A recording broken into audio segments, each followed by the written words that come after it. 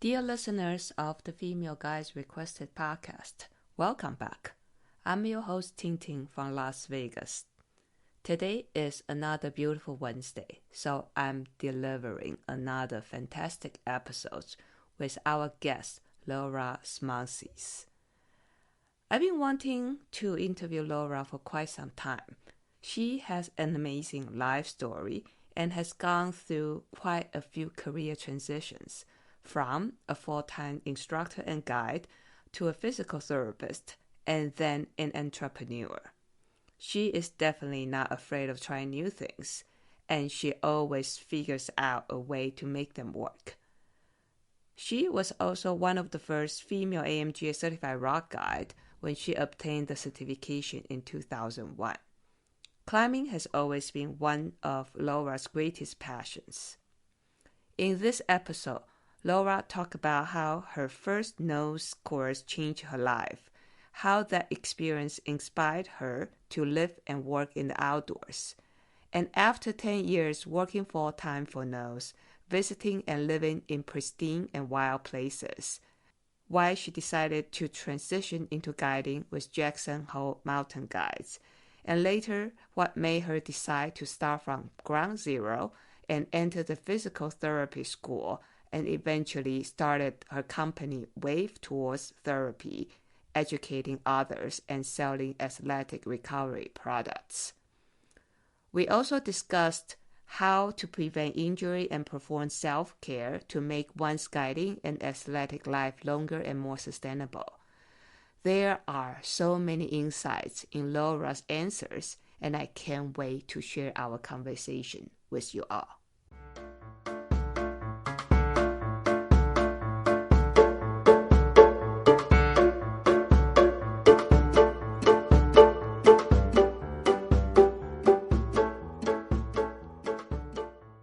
Thank you so much for accepting this interview.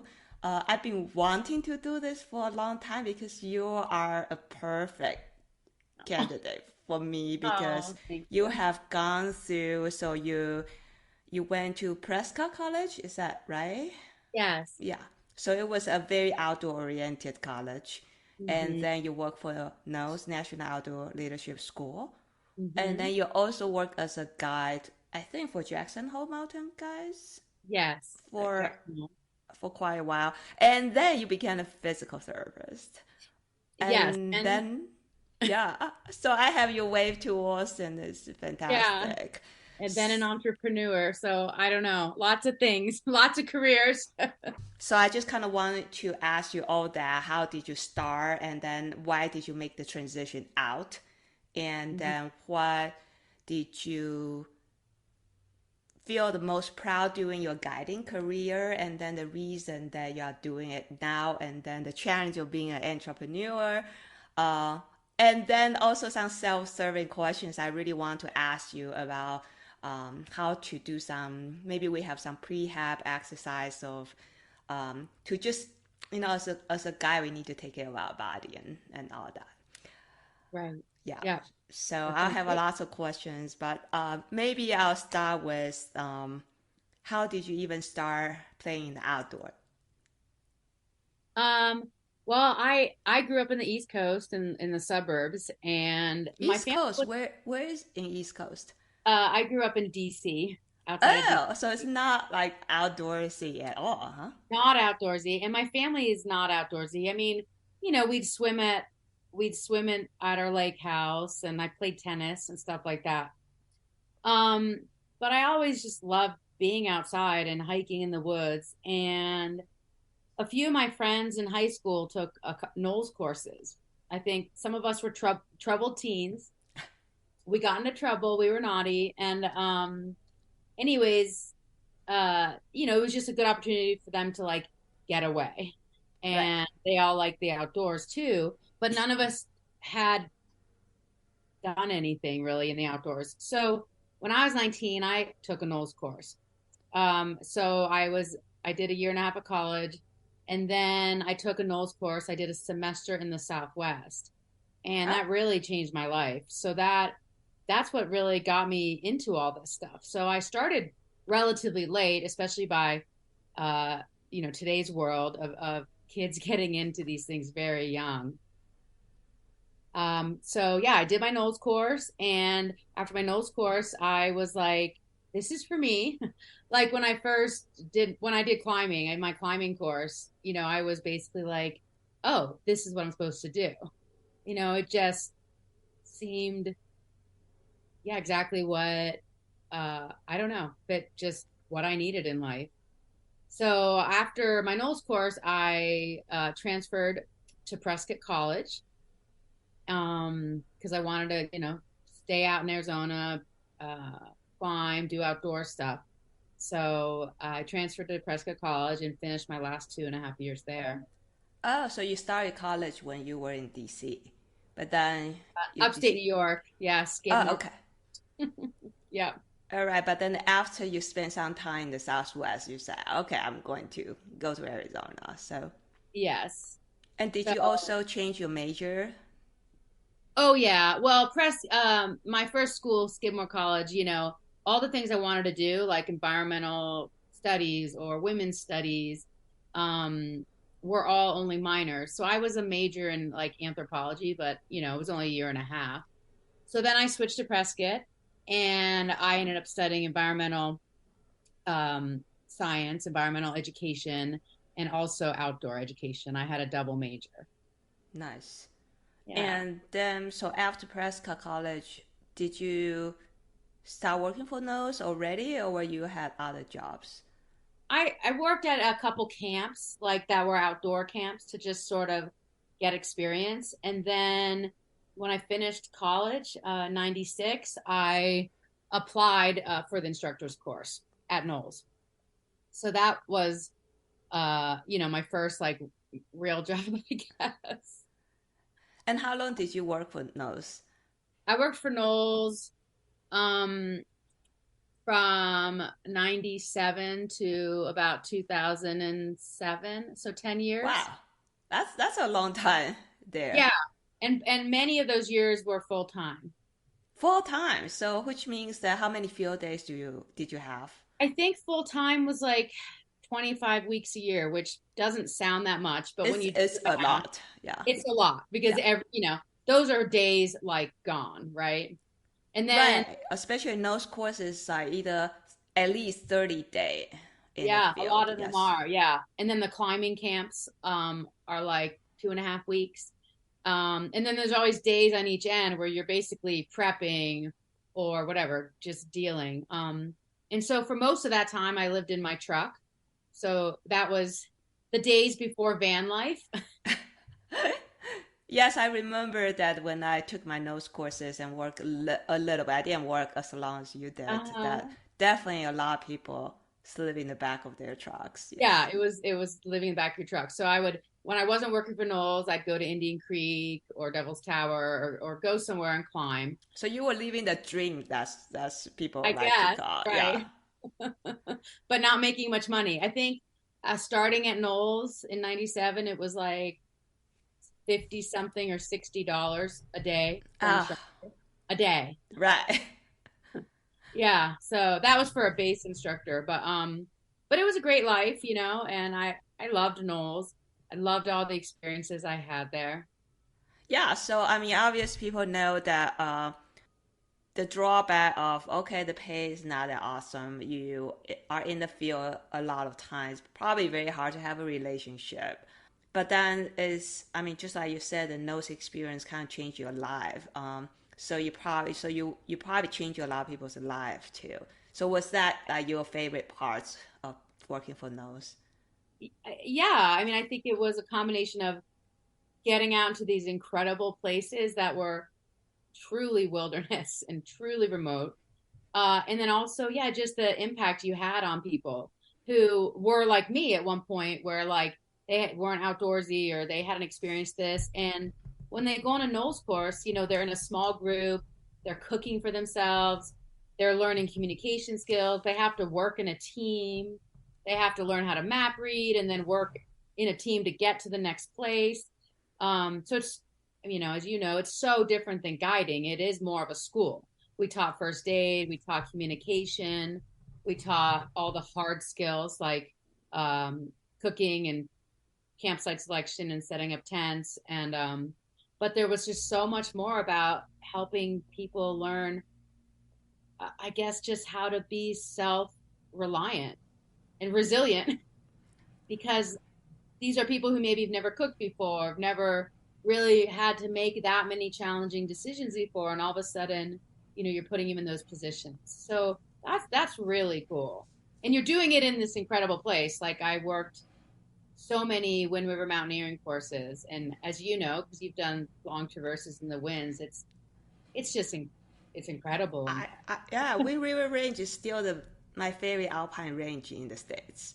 yeah, it's incredible. It is incredible. I mean, I will not promote everybody to go there because I want to keep it quiet and low key. People can go to Cascades and Sierras, but Uh-huh. I leave the Wind River.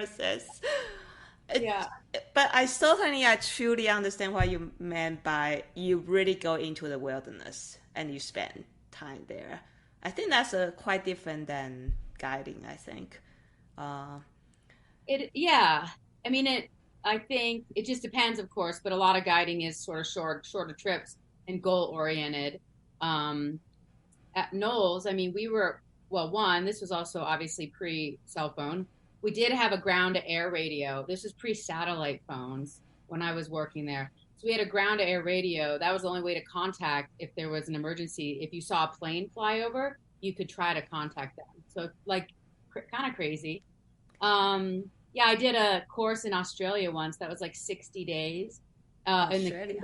in the Kimberley region, which is the most remote region in the world. It's more remote than the Amazon even because there's just no people. And I was like, we could just drink out of the river. It was incredible. But Wow, you don't also filter anything. You just drink out of the. just take your cup.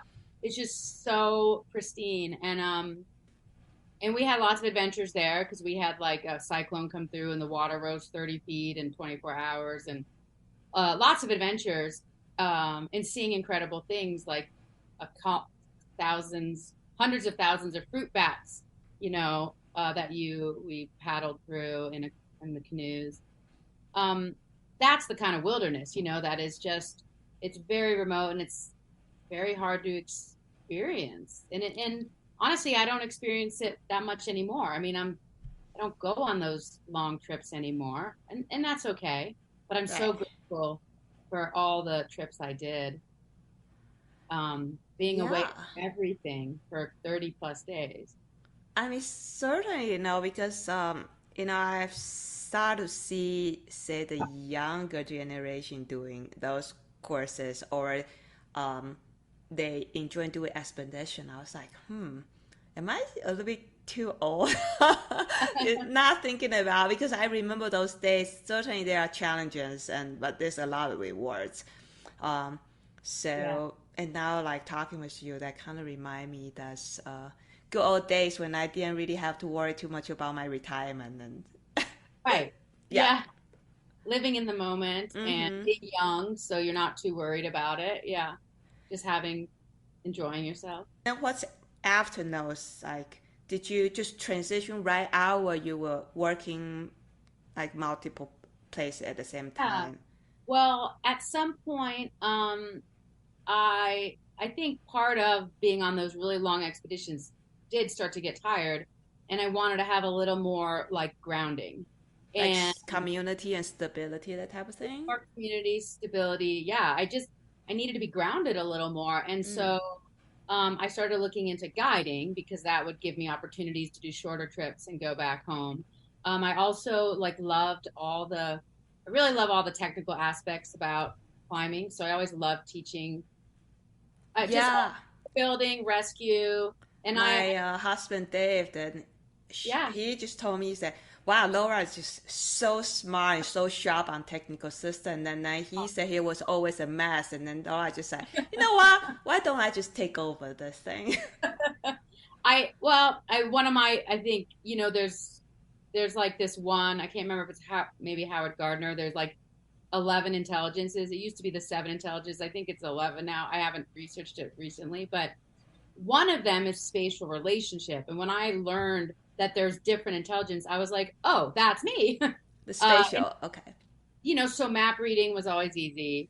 Building anchors was easy. Also, it applies to like PT and like being able to look through a person and just visualize Ah, their skeletal system. I'm terrible at languages. I had trouble learning to read. So everyone has their strengths, but that kind of space relationship stuff was always really, I used to love to tinker with stuff. And so I think I loved that about the climbing systems. right. Um, so I started teaching some of those rescue courses, and then I decided that I wanted to get my AMGA rocks guide certification. And so that was in like 2000. So a long time ago. I mean, I remember you were one of the early female AMG rock guide, I think. Yeah, one of the guys told me that I was the third certified Ah, woman rock guide. huh. That could be not exactly right. I know But you Angela, were really early. but pretty early. I mean, back then, and when I was in Prescott College, I'll admit we made fun of the AMGA.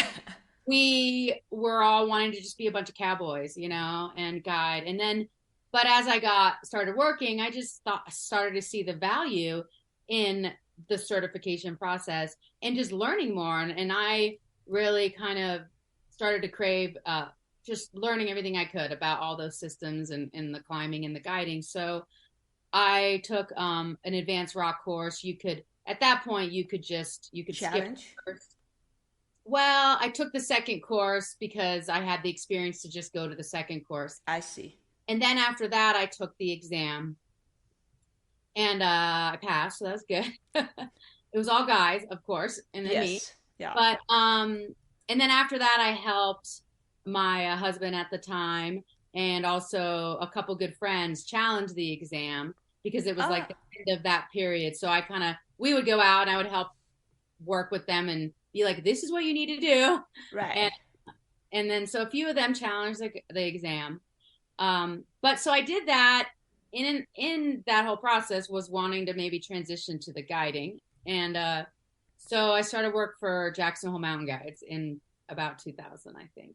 And then, And then I still did yes. NOLS, and then I did that. I kind of did mixed it up a little bit. I would do like summer guiding, sometimes the winter guiding, and then I would teach NOLS rock camps and winter courses and stuff until 2008, which is when I went to physical therapy school.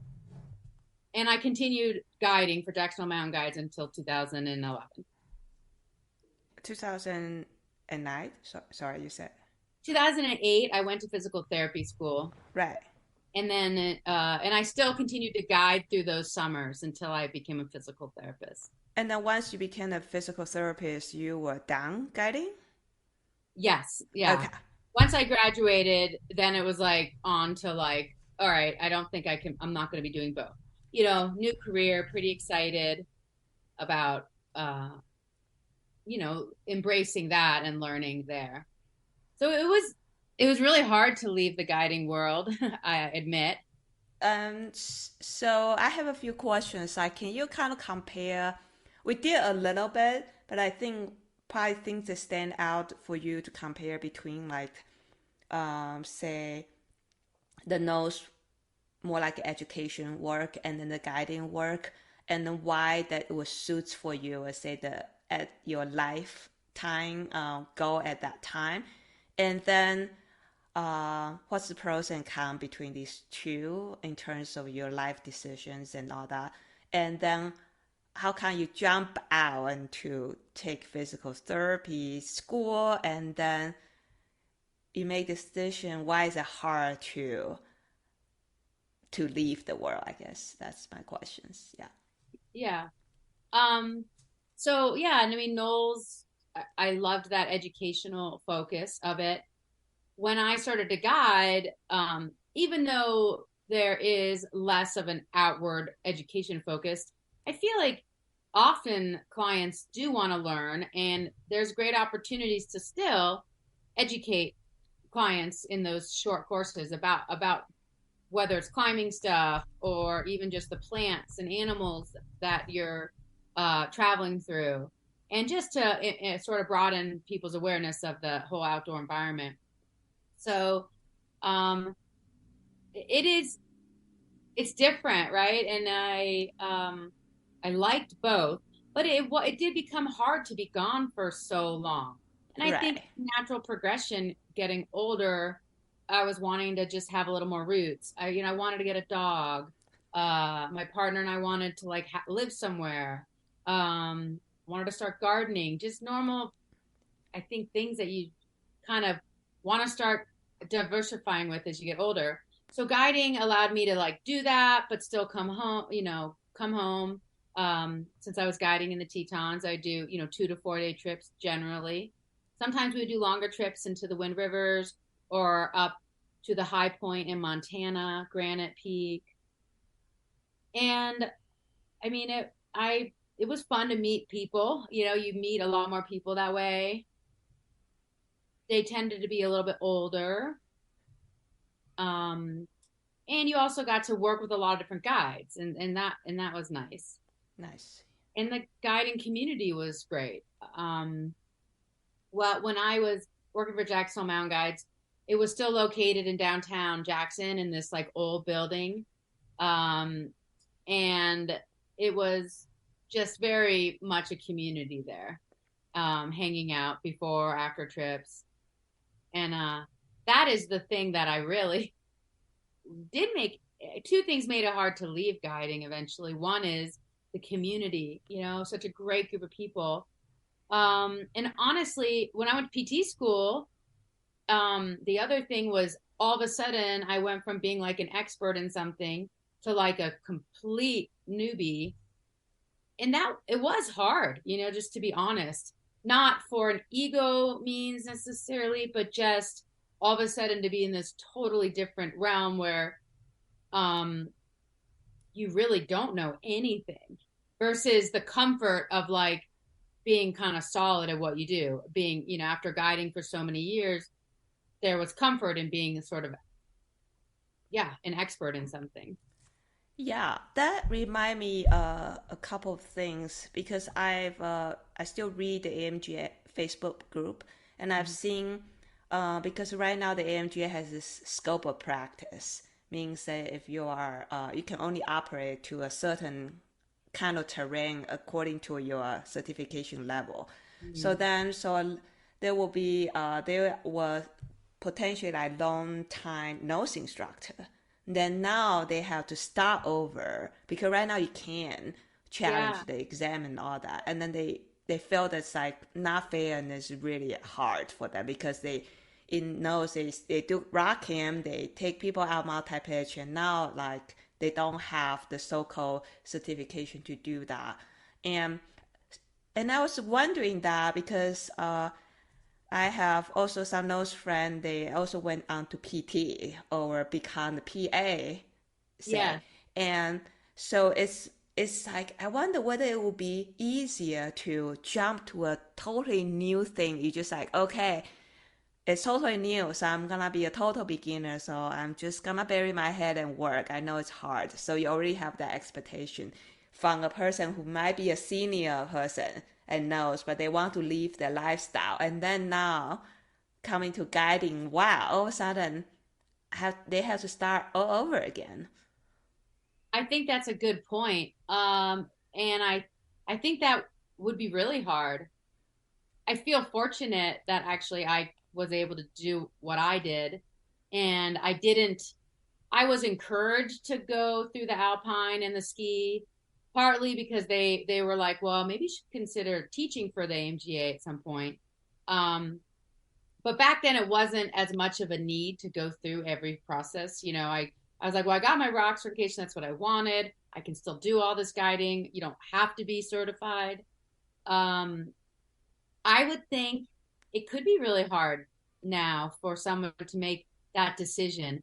And like I have a girlfriend here in Boulder who's going through um, all the courses. She's just did her alpine course. She's going to do her exam next summer.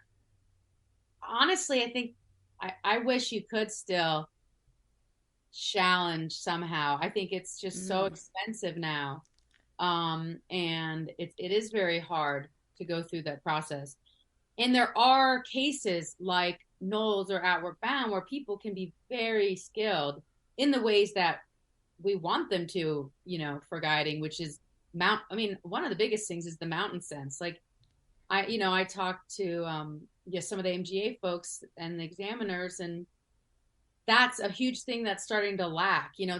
People climb 513 no problem, but they don't have mountain skills. And so that is something that is such an important skill that people come into if they've worked at NOLS or Outward Bound. So Yeah, I I think think I that would can. be hard transitioning into guiding and having to take every course. But I think isn't the goal that even while people are starting into NOLS, they might take a course here or there and make the process not so painful once you're so experienced. Yeah, I would say that it's us. I think that with people who just starting out, and then I think for younger people, I think it's a good experience to teach in those courses. But they probably should start their track on AMGA, and then probably would not make the process that hard. I think the hard thing is it's just right now at this point that people want to transition from long term, say, outward bound or a nose instructor, and then Yeah. they've been maybe guiding Patagonia, India, even or Australia, like you said. But then it's just like, oh, now I don't have that. And for them, there's already a lot of baggage for them to somehow to drop their ego, Uh-huh. if I can say that, and then to start over. I think because I think the time that you start, the guiding community seem pretty small, Yes. so it's more can feel like a family, right? Yeah. Yeah, I'm just kind of curious about the whole process. Um, When did you get your certification? A few years ago? so I let me think. So I was living in the van, traveling and all that. So I actually never thought I would become a guide, but Uh-huh. then um, I did that for some personal reason because I went on to this crazy expedition. I feel that so my husband Dave that he did most of work at the beginning and then he was overprotective. So I want to prove that I can also take on more responsibility. I just like, oh, if I can pass the thing that look, I can guide other people. Of course, I can be an Uh-huh. equal, even like more um, part in the partnership. So that was my reason. So I didn't get. I did my first course in 2015. Yeah, so it was kind of a bit later. Yeah, Uh-huh. but still, funny thing is for the most part, the second course, the advanced course, and then the rock, I was only woman still, Yeah. and yeah, so it was kind of funny that I can understand when back then you were the only woman, but still somehow that it's. I mean, there are a lot of more women for sure, but it's not getting a lot more. That's what I'm Yes, saying. Hmm. it is. I mean, it was, I guess, especially when I was at NOLS, and I mean, there was a lot of women at NOLS, but there were less women who were in the more the leadership roles, and then in guiding, it was definitely there were some great women mentors, but it still is a lot more of a man's world. I mean, climbing's changed now, which is amazing, but there was a time where a woman leading something hard in Joshua Tree was well, what's that? It's so Right. Then how did you feel about like the mentorship? I know that in those they build up this tier of instructor, the PL, what do they call patrol leader maybe, and yeah, course leader and patrol. and then the course leader. So Yeah. you when you were new, but you were still kind of under supervision by say the higher rank, say in quotes. Uh, do you think that it was like a very helpful way? And then how did that compare to once you start being a guy? Because I found that once I become a guy, I operate a lot of time independently. So sometimes Yeah. it's very hard to get the mentorship. Yeah. Yeah, Knowles is very good at mentorship. And then we have to do evaluations of each other, Right. and all that. So that can be hard, but it just it's expected to try to grow and learn and to give feedback, positive and also like things that someone can improve. So there was really good mentorship through that. And yeah, guiding, I think the most mentorship was like if I'd work something with another guide or two. I see. And then we did our staff trainings in the beginning of the summer, and I thought that was a good way too to sort of just check up on skills. But yeah, I think you're right that there is a lot more independence. And think everyone does things a little bit differently, but you don't always get See to that, learn right? their process or see it or ask questions about why they do things certain ways. Um, Guiding in Jackson Mountain Guides, we'd go up to high camp and then we'd camp there and then we'd climb the Grand Teton the next morning. So that was a good opportunity to like be with other guides, chat, and ask what you're going to do while you're maybe racking up because you're racking up out where everyone's camping and you're racking up with the other guides. And so that was a good time to ask, well, how should we do this system? How should we do this? So I did get some of that still, which was good. I think that for me, it looked like that if you become a guide, that maybe if you want to seek for not necessarily like mentorship, but sound like advice, you kind of have to be more proactive because the structure might not set up for that. Yeah, especially I would think like if you're guiding at Red Rocks or something, it's usually more of a one-on-one, and Mm-hmm. you take a course, you're certified, you're like you can do this, but then like you said, you are kind of on your own. You're up on a multi-pitch, like where do I go? And yeah, so I mean, that happened at NOLS, of course, too. Once you're like out there, and Right. you're like, I just have to figure this out. But And guiding is more so. I think there's more mentorship at NOLS, a little bit less guiding. why did you decide to start physical therapy school? Um, I think I started to feel a little burned out working as a guide at Jackson Mountain Guides.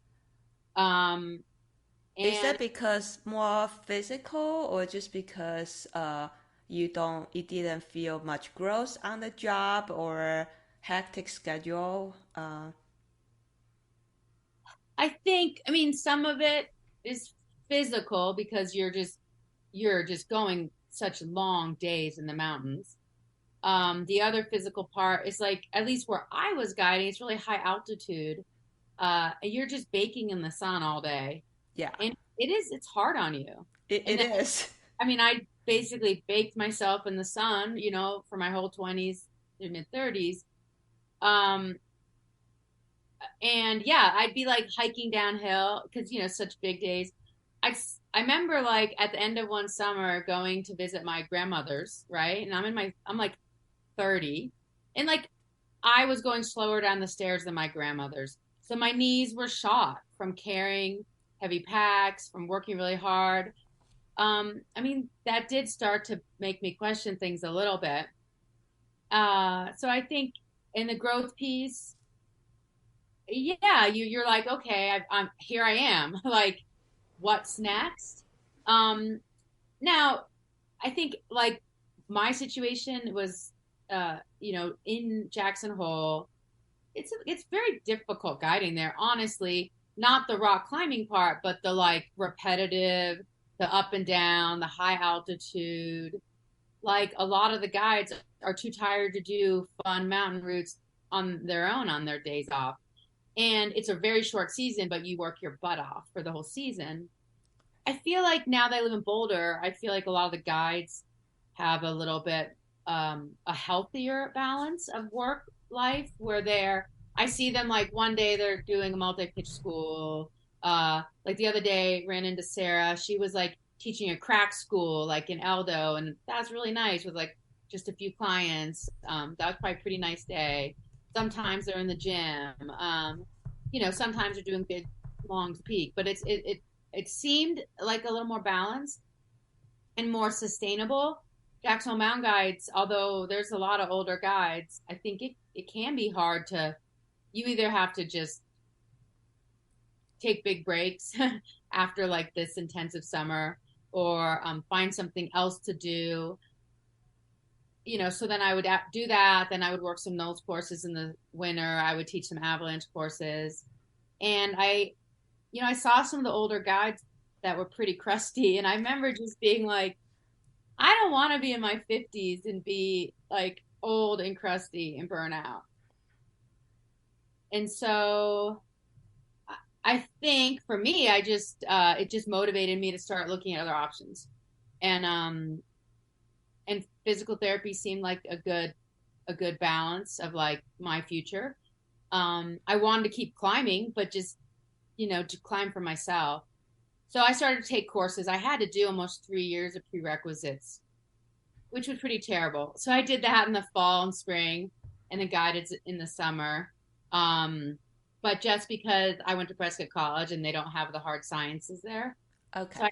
and it was past 7 years. So when you go back to school, later in your life, you a lot of times have to take those courses over. So, anyways, I mean, I think guiding is a great career. I don't mean to, it just for me, I, yeah, I think I wanted even more consistency in my life. And I, it was tiring guiding in the Tetons. I think I see some healthier, options for people elsewhere. Not to say it's not a hard job. It's very romanticized, right? As you said, it's like everyone's like, I want to be a guide. Oh my God, I get to climb all day. And as you know,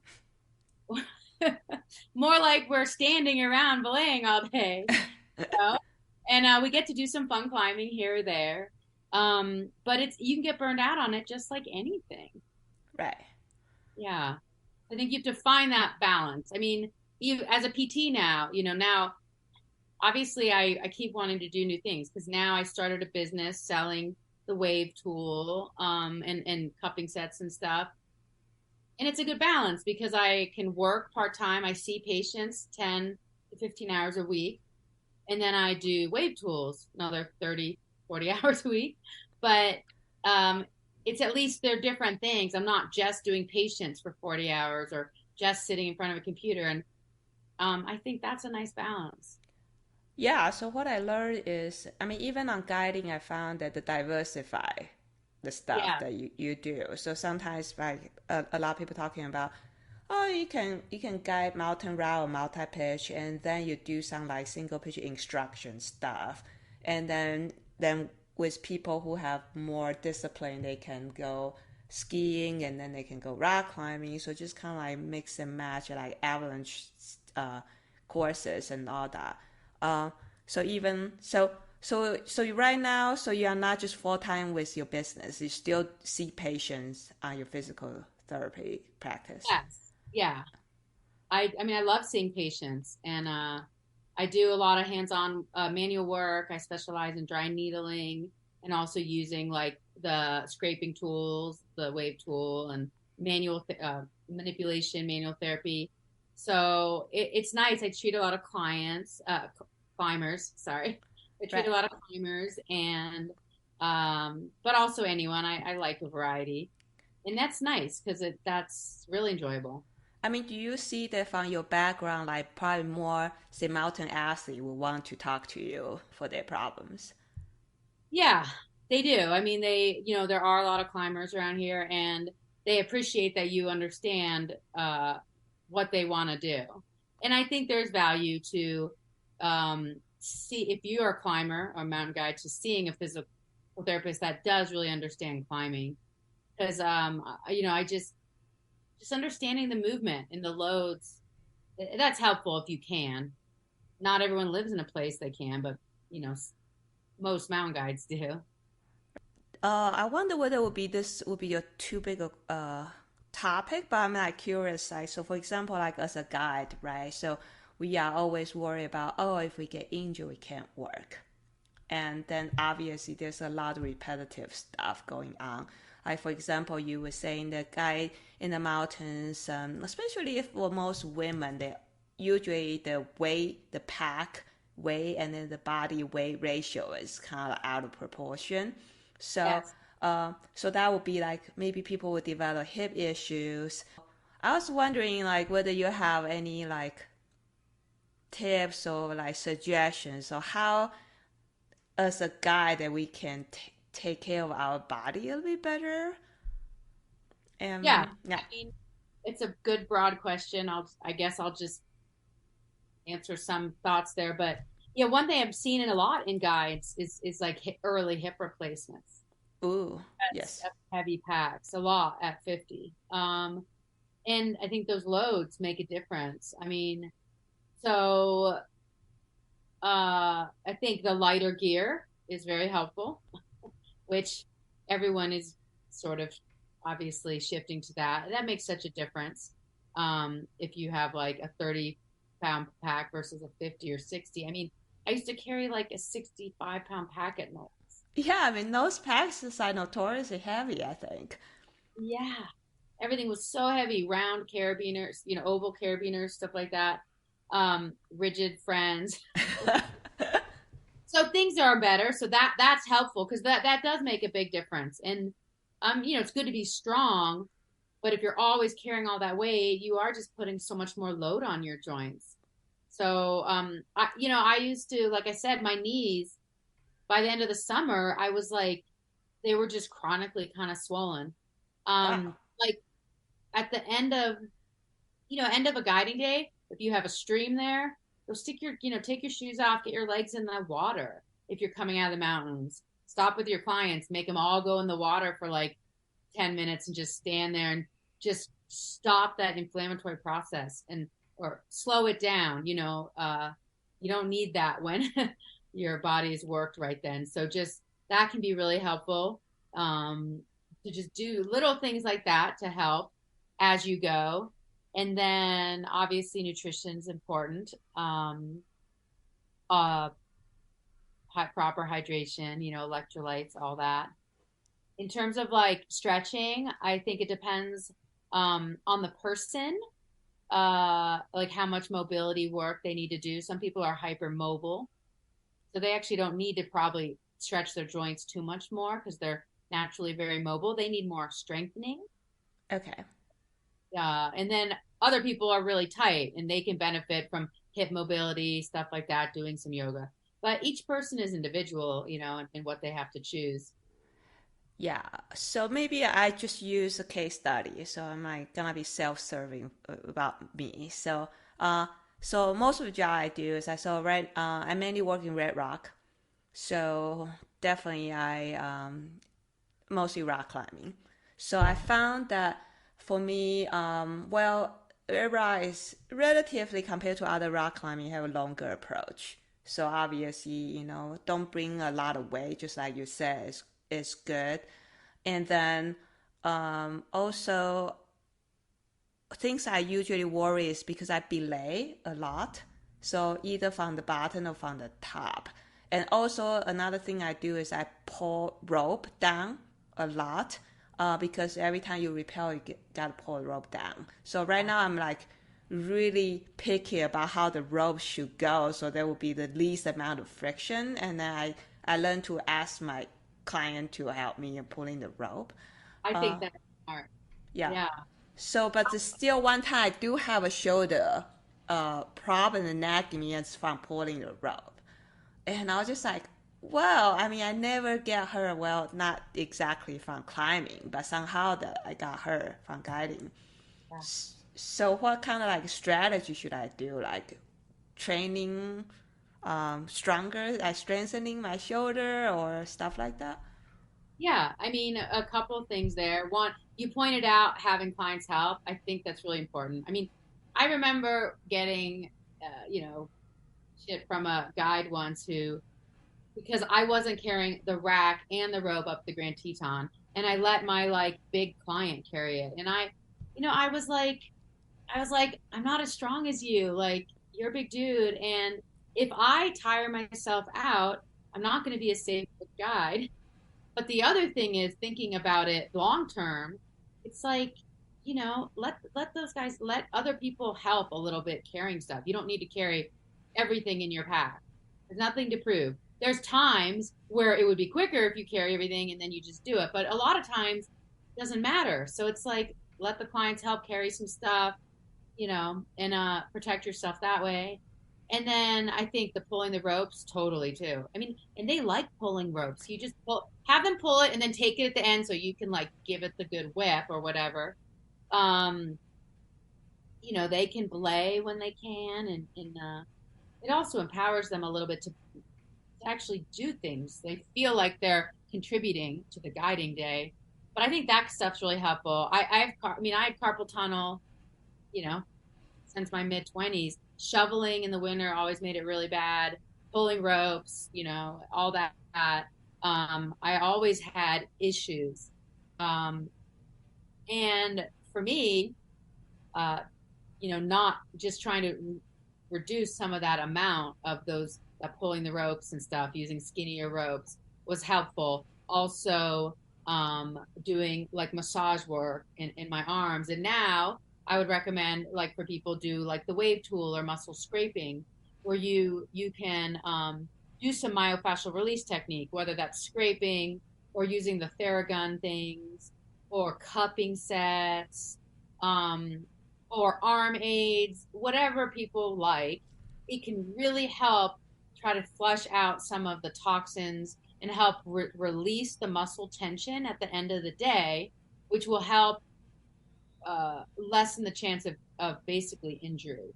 Because when your muscles get really tight, you're reducing blood flow to the area. Let's just take our hands, your forearms are really tight, you're getting less blood flow to the hands, you're getting more toxic buildup of the like waste products in there, and it's acidic environment, and you can't heal in between. So it's like you climb all day, you guide all day. At night, your body needs to be healing. If your arms are going to sleep at night, and if you're tight and all that, you're not helping yourself to heal. So, yeah, I mean, I love our wave tool. So it's like using the wave tool for like a quick deep pump at the end of the day to get your arms supple again is actually helping your body to be able to heal. In terms of the shoulder, you can do myofascial release too in the shoulder. Shoulders are really prone to impingement and stuff. So if you're doing something repetitive, it's like rubbing a blister, right? If you wear a bad shoe, Mm. you're gonna get a blister. It's only because you have a bad shoe. It's too tight or whatever. And if you remove the shoe, blister's okay. It's kind of like repetitive up down with that arm, pulling, pulling, pulling. It's like once or twice, no big deal. But when you do it 1,000 times, you end up with a blister, not a blister, but you end up Right. with impingement, with compression of tissues, with pain. So just trying to limit that. Some really important change positions frequently. And then lastly, I'll say in terms of strengthening, I mean, I'm all for doing the classic, kind of rotator cuff strengthening of the shoulder. So I like bands. You could use a ball too, but doing the Y's, T's, and A's, and the W's are extremely important because those get the like smaller rotator cuff muscles firing, which are so important for when you're raising your arms up and down a lot. Because if the bigger muscles are doing more of the work, that's where you get faulty mechanics. So the faulty mechanics can lead to the humerus not gliding properly inside the shoulder joint, and that can lead to labrum problems, impingement, all these things. So the basis is keeping the rotator cuff muscles really strong through some of these smaller movements, external rotation. We've got stuff on our website. There's stuff everywhere you can find for climbers. That's really Okay. important, and whether you want to just because you want to climb harder or you want to be um, being less prone to injury as a guide or a climber, that kind of stuff's really helpful. And there's, a bunch of muscles that are important to strengthen in addition to the rotator cuff, like the serratus anterior and the lower trapezius muscles. But a lot of those exercises kind of target all that. Yeah, definitely. I heard that. So in the past, it's like for the climbers, it seems like finger injury is the most common. And right now, shoulder injury become like rising up could be the most common one now. Yeah, I mean, I think pulley injuries are so obvious. Like this is a climbing injury, but yeah, I think a lot of climbers have shoulder issues and they can be exacerbated with other things. Like right now I'm having a shoulder thing too. It started with climbing, but of course now other things are aggravating it. You know, pulleys are just so obvious. Like I popped a pulley. But I see. elbows also, elbow tendonitis is a massive issue in climbers. Yeah, about elbow tendonitis, I actually heard one of the podcasts. I think Tom Randall, I think that he Uh, mentioned that in the past he has very bad tendonitis on the on the elbows, but then he started to strengthen his shoulders and back, and then it actually went away. Is that possible that way? yes. I mean, the reason that that happens is because if you are weaker in your shoulders and your core, your back, you're going to have those faulty dynamics. And so then that ends up putting more load into the elbows. So the faulty dynamic, it says, what does that mean exactly? Is that anything similar to the so-called compensation Well, thing? it could be like just, when you're grabbing a hold and you fatigue and your elbow starts winging out, it starts like kicking back. That's actually coming from scapula weakness. So Uh, if your scapula is stronger, you're not going to wing out that elbow, which then is going to put tremendous load on the elbow tissue. So if you think about, all the way up from the fingertips all the way to the shoulder and back, if you're weak in the shoulders, well, then the fingers and the elbows have to do more work. You're pulling the same amount. So if the shoulders aren't strong enough, you will put more of those loads further up the line. Your wrists will cock, all these weird things. So that is so important, is to get that stability in that shoulder girdle. And I mean, when you go to the gym, you see horrible posture, and you see scapulas tipping, you see horrible neck posture, you see rounded backs. A lot of that does stem from being super pec dominant and some of the big muscle dominant. We don't, a lot of us think we use our backs a lot naturally climbing, but our pecs actually are very dominant. You really need to do more like rows and stuff to actually counteract, and then the small muscle training, like Tom said. So then that really helps give you that stable base, so that then when you're reaching and grabbing things, the scapula stays put, the elbow stays put, and you don't start loading the joints in weird ways, creating injury. wow. So it is so important. Yeah, like actually, yeah. Today I was like, all right, I need to be doing my shoulder is hurt. I can't do big things right now, but I need to go and do my external rotations, my basic things that start to tell those muscles they have to continue to work and to train them to fire even when there is soreness. Because when we do get injured, we do a lot of times our bodies sort of shut down those muscles when you need them. So you have to say, no, no, you need to keep working. Now people have this understanding, it's like strength training. It's not just to get stronger, it's also a big injury prevention. And Mm-hmm. but I certainly a lot of people are slacking on the healing part, I think. Because you say, okay, I do this whatever strength training, and then they just like, oh, I'm running out of time. They just leave, but without doing much about that. So was that the idea that you were promoting the wave tour thing? Well, yeah, it is yeah, it's a piece of the sort of athletic recovery Right. puzzle. So, yeah, strength ultimately is your biggest, uh, it's the most important thing to prevent injuries.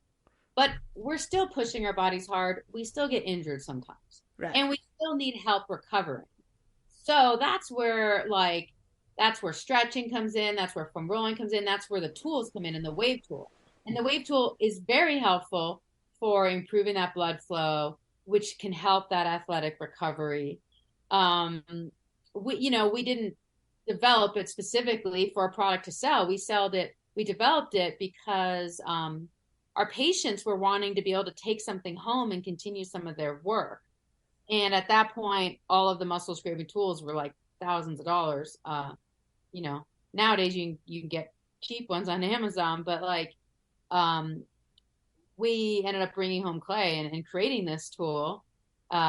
out of clay and then made a bunch of molds. And Jeff's dad is a artist, and so he made us actually like some molds of it that we could product test. But the point being, it was for our patients to use. But then we But it can also be a prevention too.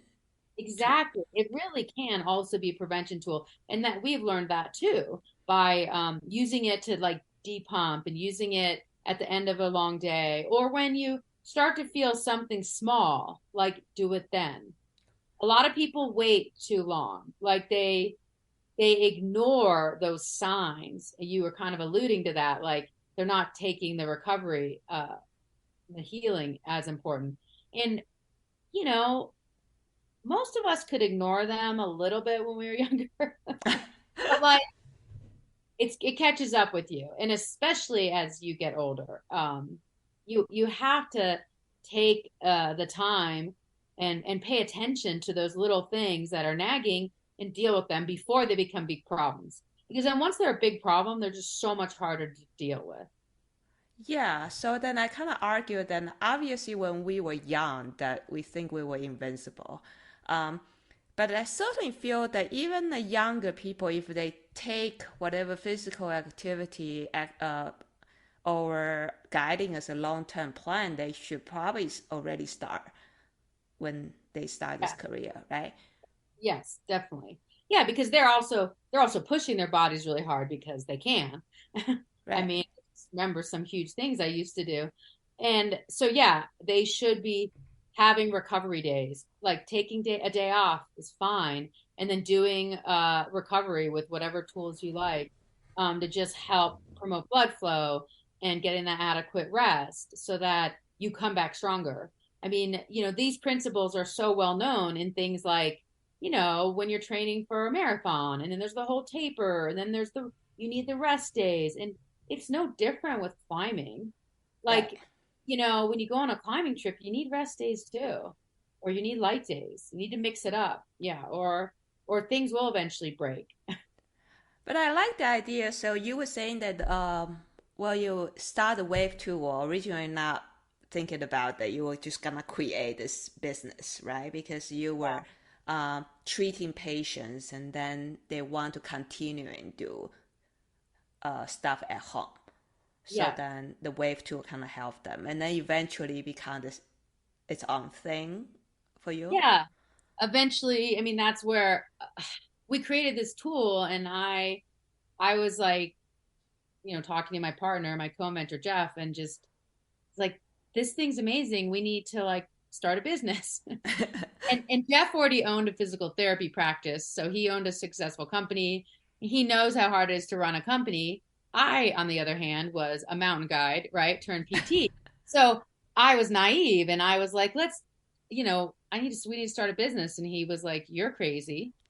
And so I think part of that naivety and inexperience actually the value of it, it was that I did it. I just was like, well, let's try. And I just did it step by step. I didn't understand how hard it would be to start a business and get the tool manufactured, that I wasn't just like, I didn't dismiss it. So we started down that process and I formed the company and I started looking into all that. And because I just like was like, we have this great tool.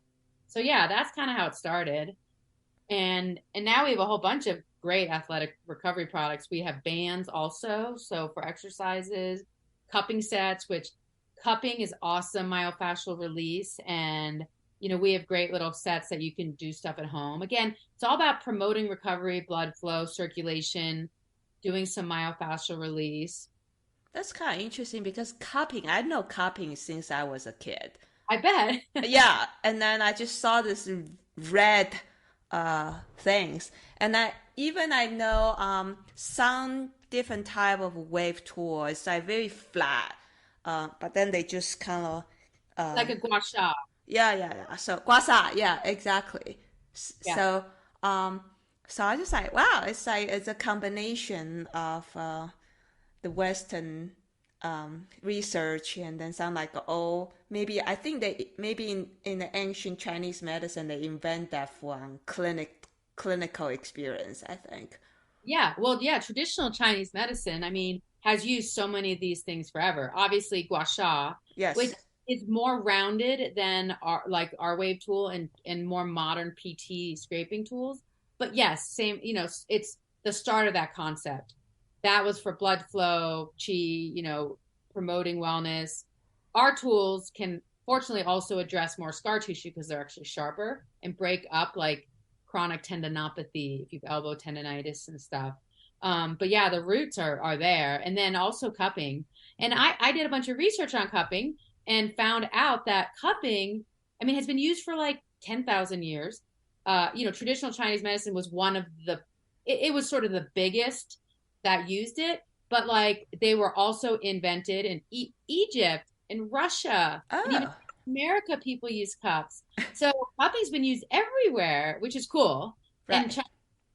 traditional Chinese medicine was, the first major medical, uh, what do you call it? Just like a medical paradigm or medical system that sort of really perfected it.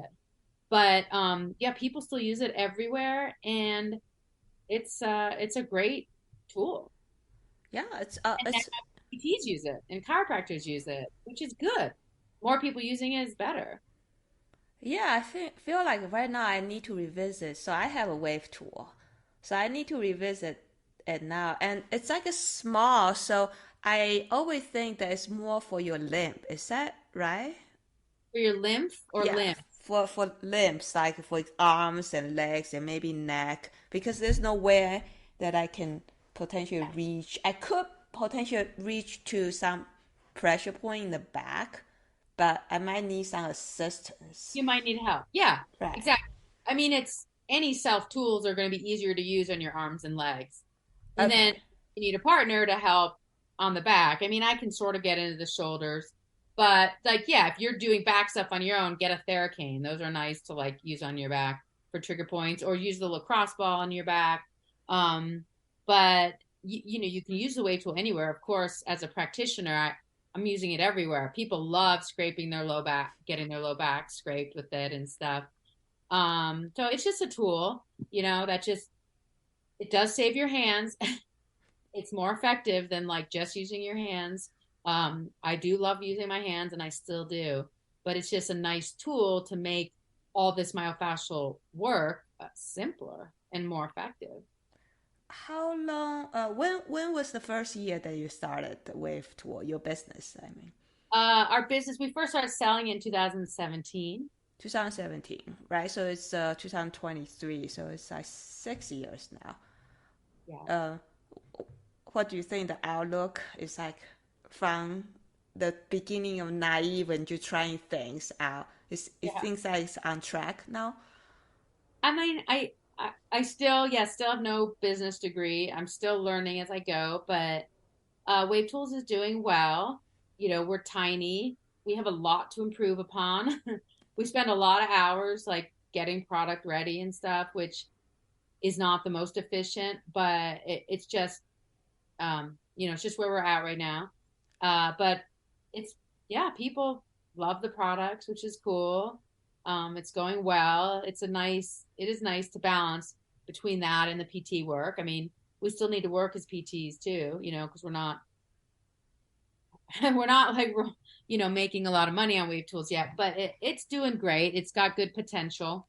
I'm kind of imagining even you make a lot of money on the wave tool, say, probably still nice to be in touch with real patients, right? I mean, so Yeah, then you can continuously improve your products and maybe yeah, invent something new. yes, definitely.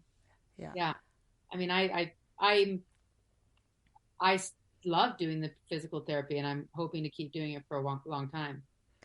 Nice. So, do you think that this is gonna be your last job transition, like this physical therapist and then the I wave hope, tool, which is related? yeah, I think so. Okay. I'm 50 in a month, so I don't need too many more careers. I mean, you certainly have quite a lot of like changes, even though they are somehow very related. So we can say anchored to being a good athlete, say, uh, from the very beginning to here, and then educate and help people. Obviously, you're on that line, but I'm Yeah, just curious whether this is like more like the last, but probably hard to say, right? I'll start guiding again. Actually, yes. See if somebody reached out to me about doing a women's course, and Oh, oh, I would love to, but I let my woofer expire, so I have to go get the 10 days again, huh? do something again. I think Right. there's a shorter one, but I will. It made me think. I was like, if I had a little more time, I would love to do some of those kind of educational women's courses. I always loved that. Yeah. Because Yeah. I was even just thinking about like if somehow I can say if somehow this podcast is also pretty small. I'm just kind of also naive to start this thing and then turn out to be much work. And Yeah. we could potentially like somehow down the line. I bet that because we didn't really touch a whole lot, but injury prevention and then also like prehab, rehab is a big thing that in the guy community. We could potentially do some sort of webinar and uh, stuff through Yeah. the thing, and people can chip in and ask you questions. Yeah. Yeah, I mean, I hope because I feel like for me it's very good to make very good friends with all my physical therapist friends. Yep. Yeah.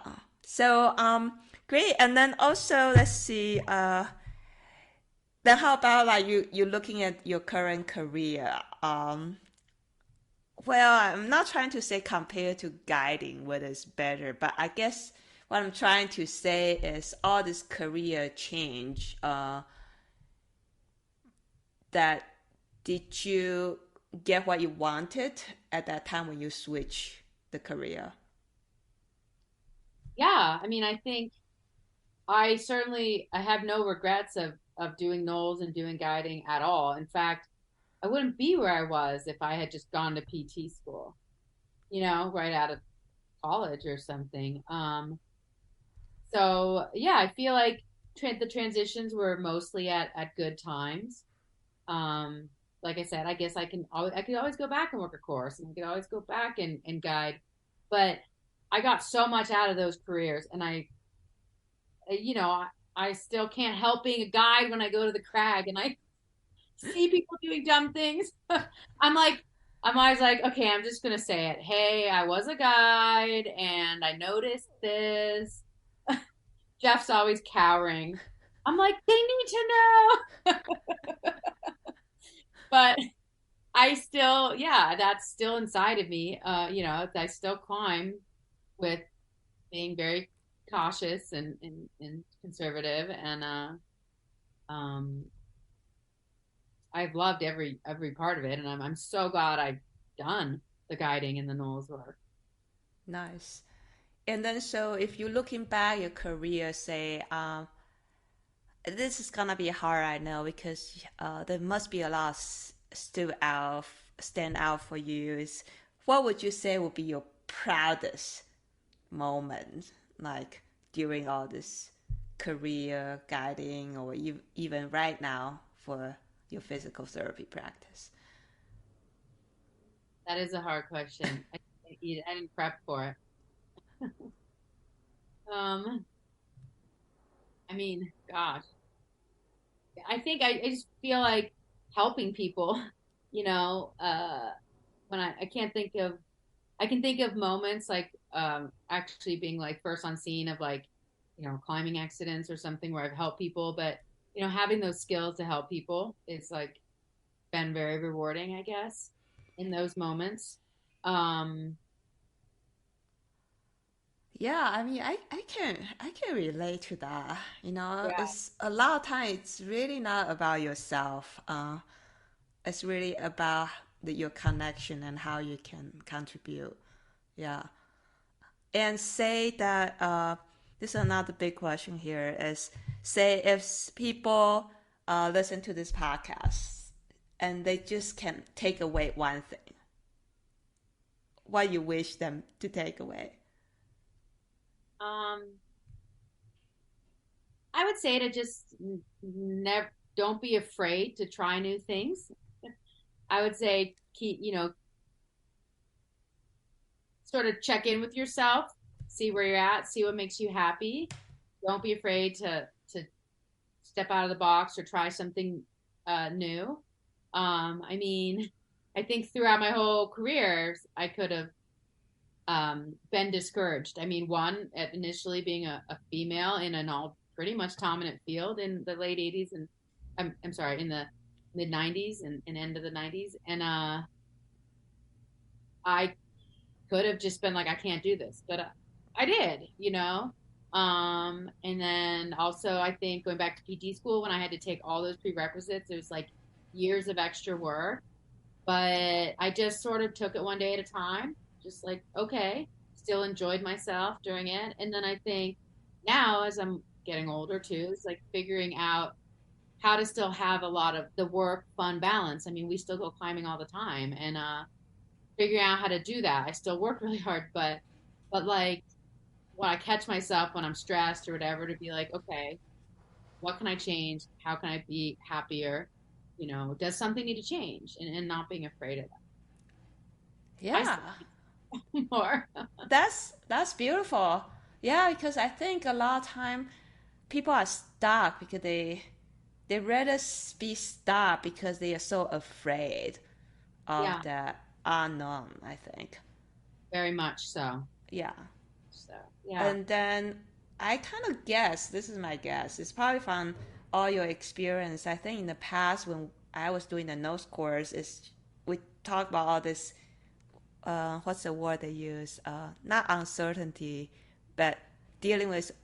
tolerance for uncertainty. Yes, wow, you still remember the tolerance for uncertainty and adversity. Yeah, Right. Then, yeah. yeah, you are living proof of these things. You're certainly living this principle really well. Yeah. I think right at NOLS we learned that a lot. I also think when I was 10, my father was paralyzed in a skiing accident, and of course, his life completely changed. All of a Mm, sudden, he's in a wheelchair, and he just kept plugging. Like it was very hard. He suffered some depression, but he always outwardly was like, "I'm gonna try," and he learned to play wheelchair tennis, and he excelled at that, and he went back and became successful at the business that he did, and maybe seeing that you just keep going and you don't give up, I guess, or you're not afraid to take small risks because he had to, like, yeah. in that predicament he was in. You right now are based in Boulder, Colorado, right? Yeah, So is your clinic, are you still accepting new patient and all that? yeah, yep. I have a website. It's Okay. realign-pt.com. But really, the easiest way to find me is my name, Laura Schmonsees, PT. You can find me on Google because no one has my last name. So Yeah. it'll be written somewhere in the podcast. No one Pronounce has that to me again. Smancy? Schmonsees. Okay, Smancy. Yes. Yeah. So you'll probably have it written somewhere because, yeah, that's easy enough to find me. There's no Right. one a last name. So search for your full name on Google, it will find you. And how Yeah. about a wave tool? At wavetoolstherapy.com. Wavetoolstherapy.com. Yeah. And then probably, are you selling on Amazon now? Like, Yes, we do. Can't live with them. You can't live without them. I mean, right.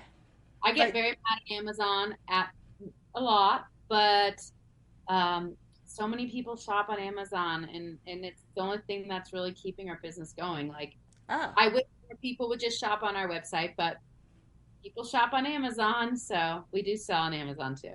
I see. I mean, but obviously people can buy stuff off on your website. It's probably the Yeah, best way, right? either way, yeah. Yeah. And then do you also, you say that on the website there probably information for people who want to improve their health and whatever. Yeah, we have lots of educational videos and stuff. We always need to do more. But we got that. Also, Instagram and Facebook has a ton of stuff. Okay. So same thing, wave tools therapy. I would definitely include all that on the webpage and stuff. And and just the last question I'm curious is I wonder, say, if you do the healing work or relaxation or whatever, the post uh, exercise or workout work, typically how long does it last? Oh, if you're just doing some self-treatment, yeah, Yes. you can do 10 minutes, 15 minutes max in a day. I would say 4 days a week if you can devote 10 or 15 minutes to doing the scraping or whatever body work or some mobility. That can make a big difference. Okay.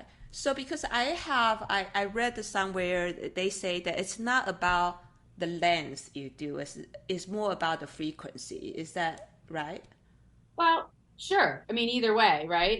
But Okay. yes, if you do a really long 60-minute session only once a week, that's not as good as doing three 20-minute sessions I because you're see. spreading it out and you're probably those shorter sessions, you're probably getting more done. So, frequency is important, and quality is important. I see. So you rather have like shorter and quality session than just like okay intense, like Yeah, yeah. yeah, But it doesn't hurt to have a little bit longer if you have the time. sure. It doesn't hurt to go to a PT Right.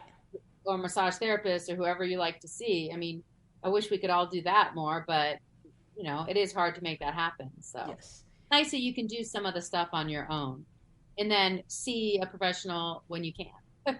Yeah. Thank you so much, Laura. That this is fantastic interview with you. Well, thanks so much. So good to chat with you.